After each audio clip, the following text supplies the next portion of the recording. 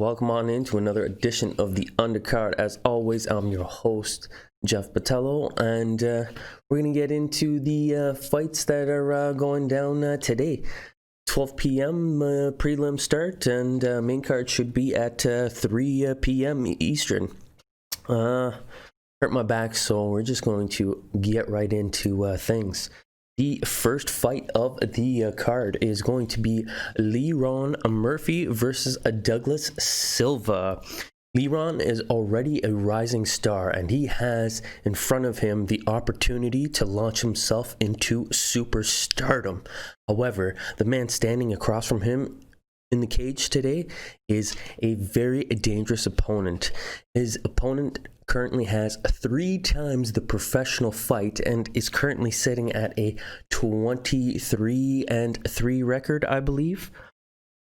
His opponent Silva has been off for over a year, so we'll see if that will be detrimental to him or if that will be a term of rejuvenation. See if he can get back in. This is no tune-up fight for Douglas. He has more to lose in this fight, I feel, than Leron does. Surprisingly, the odds have this heavily in the favor of Leron. He's currently sitting at minus 290. As for Douglas, he is sitting at plus 260. I myself would take the 260. I know Douglas has been off for a year, but he is a beast of a man, and he's on the wrong side of 30, but would love to think he would like to slow down this rising star and kind of put a little bit of shine back onto his name, if you know what I mean. That's where my money's going to be. Okay, for our second fight of the evening, we have Matt Schilling versus Tyson Nam.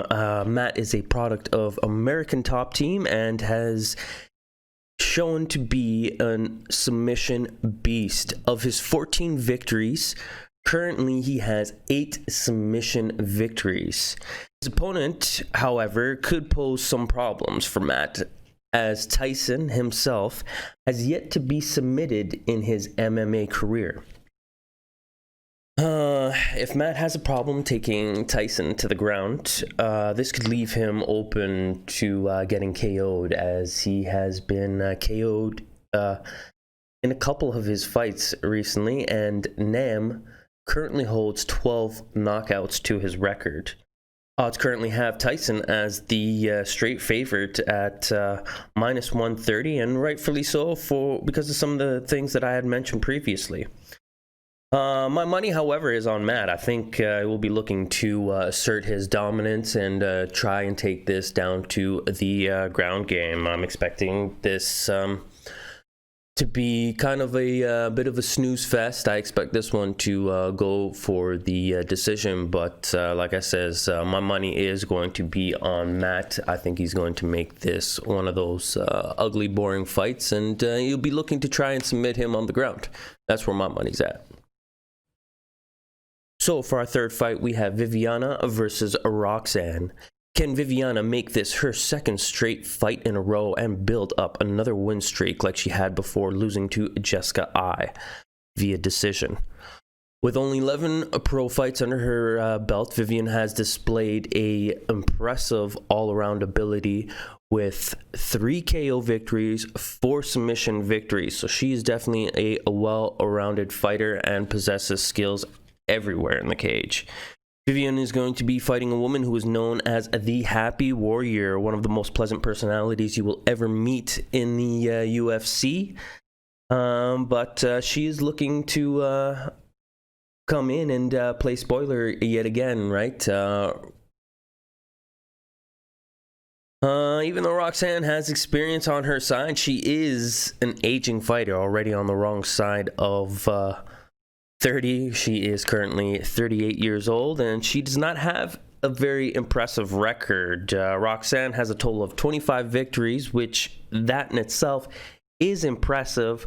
However, she has only got 4 KO victories, 5 submission victories, and 16 decisions. So, as skilled as she is, she just doesn't really have that killer instinct. However, she has been a solid gatekeeper for a lot of people, and not that she is gatekeeping anybody at the top divisions, but she's more so one of those gatekeepers where, like, you're new to the division, let's see what you got, let's throw you into the waters a little, some of the deeper waters, you know. Odds have this fight heavily in Vivian's favor. She's currently sitting at minus 330, and I myself would pick Vivian for this fight. Vivian may have lost a unanimous decision to Jessica I, but had she got that decision and rolled her way, she would be on a current 7-fight win streak. So yeah, my money, I put it on the smart money, Vivian, for this one. For our fourth bout, we have Isaac Villanueva versus Castro. This is kind of a road to redemption fight for these two gentlemen, as both are currently riding losing streaks, which is unfortunate, of course, because it means that at the end of this fight, someone is still going to be riding that losing streak. In this fight, we've got our classic grappler versus striker, and you bet that Castro is going to be looking to take Isaac down early and often in this fight. Of Castro's 9 victories, he's currently sitting with 8 submission victories, so clearly he has got some elite level BJJ skills and is going to need every bit of them against Isaac. Of Castro's 4 losses, he's been KO'd 3 times, and that unfortunately plays into the strength of Isaac. Isaac, right? Isaac possesses the ability to put this man to sleep, so he's got to be careful, right? I don't expect Isaac to come out too aggressive in this fight looking for a KO. I expect him to be the smarter fighter. He's going to look to stay on the outside and work from the jab, right? And just really look to avoid that takedown. Odd makers have this 122 for Isaac Villanueva, and that's also where my money is going to be landing on this fight too. As I said, I think it would be I think this is like Isaac's fight to lose, like I said, so long as so long as Isaac stays on the outside and avoids the takedown, he should be fine. And I mean, I think this is one of those fights that you use your boxing skills, and your primary weapon is going to be that jab. You throw that jab often out there, and this should be a easy decision victory for Isaac. Okay, for the co-main event, we have Willie Alves versus the sniper Laziz. In this fight, we've got an exciting young prospect who gets to showcase his talents in a primetime slot in Dubai. A product of Team Nogueira Dubai, Manari, the sniper Laziz, has gotten off to a 10-1 start in his career and is looking to make this his second straight victory in the UFC. His opponent, Willie, has not fought in over a year and has lost in his last outing to Randy Brown via triangle choke. In Alves' last 4 fights, he has only gone 2 for 2. Both mine and the smart money has this fight in the odds of Laziz. He's currently enjoying a minus 230. I'm expecting Laziz to rack up another KO victory in this bout, and as Willie will most likely be looking to try and take Laziz to the ground and look for a submission. However, if you are part of a team with the legendary Nogueira name on it, you are going to be a tough out on the ground, that's for sure. You best believe that this man has got a high-level BJJ defense. May not have a high-level offense just yet. That'll come in all due time, but you can guarantee that this man's ground game defense, world class. Okay, so this leads us into the main event. We have Michael Chiesa versus Neil Magny. Both these gentlemen are currently riding a 3-fight win streak.